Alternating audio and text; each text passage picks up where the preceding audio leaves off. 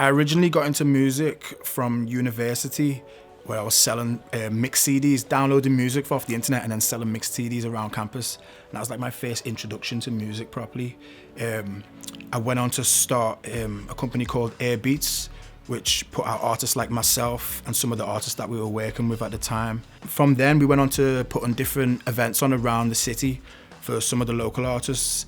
And we kind of developed into a hub for music, or for urban music in Liverpool. Everyone from obviously like brand new artists who are just recording their first song to more like artists who are like, they know what they're doing. So like even earlier this year, we had like artists like Fetty Wap in, we had like KRS-One, who's like one of the biggest, one of the pioneers of hip hop, do you know what I mean?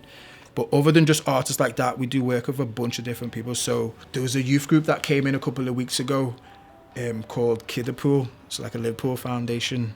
And I think they were aged from like 7 to 11, and they were working on a music video based on their life in Liverpool and their experience and stuff like that. So they recorded the song, and then we shot a music video for them, which was kind of fun. Done some stuff with BBC over the past couple of weeks on like a Liverpool music documentary. So they came in to interview me and some of the artists that I'm working with and kind of get a grasp on the Liverpool scene. It's not just general rappers or singers just from anywhere that record here. I've never even really gave a thought to what social trading even was, but I think now, having a bit more of an understanding of the term, I definitely say that that is something that I do. Like even with some of the newer artists, you know, they'll come to me for advice about not only just recording their music and packaging their music, but okay, what's the next step? How do I get it out to radio? How do I get it on streaming sites? Where's the best place to put my music? On YouTube? Is it on other channels? Is it on their own channel?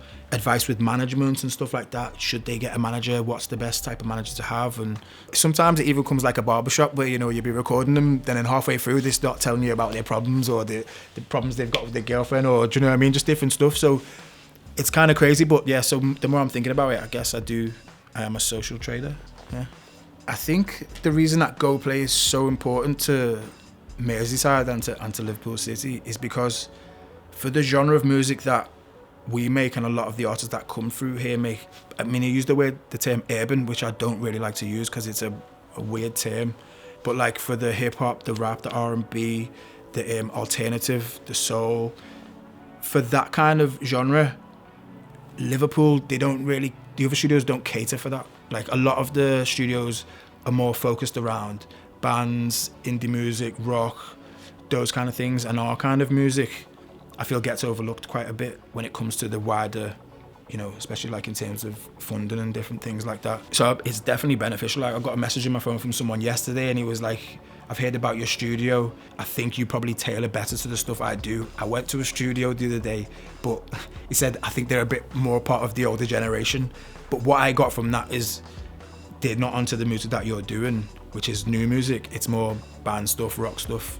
Do you know what I mean? So, and I get that a lot when new clients are coming. It's like, oh yeah, we used that studio before, or such and such, but it's a different type of thing. And I know that because my background is in this type of music as well.